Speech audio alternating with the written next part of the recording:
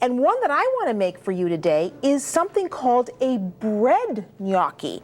And it starts out with bread. Just coarsely mixed up bread that you've taken out of, let's say, a stale loaf. And all I did was get that into fine crumbs. And now I want to add some milk to it. And actually, this is a gnocchi that comes from northern Italy. It's something that you would find in the Alto Adige region of Italy. And we want to mix the milk into the breadcrumbs, and of course the bread is going to absorb the milk. And then with this, we want to have some cheese. And I'm going to be using a Parmigiano Reggiano. And we want an egg to help bind these gnocchi together. So 1 egg, slightly beaten, goes in. Mix that all around. And now we need to put in some flour because we want this to be the consistency of, well, mashed potatoes. And we really have to chill this dough for a while. We don't want to make this too heavy with flour, but we need to have enough flour to give us a dough. So I'm going to put a little bit in at a time.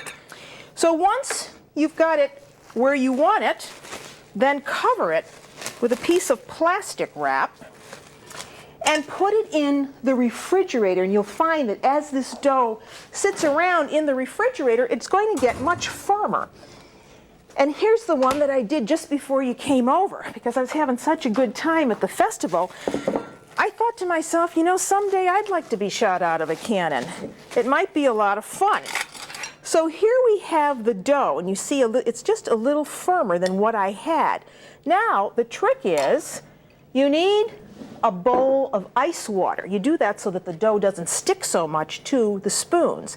And you just dip the spoons in the bowl of ice water and grab some of this and just kind of form it on the spoon, just like that. This is our little dumpling.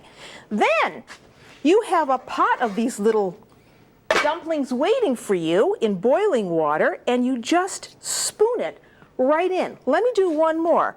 Just dip the spoon in ice water, then grab some of the dough and put it right into the water.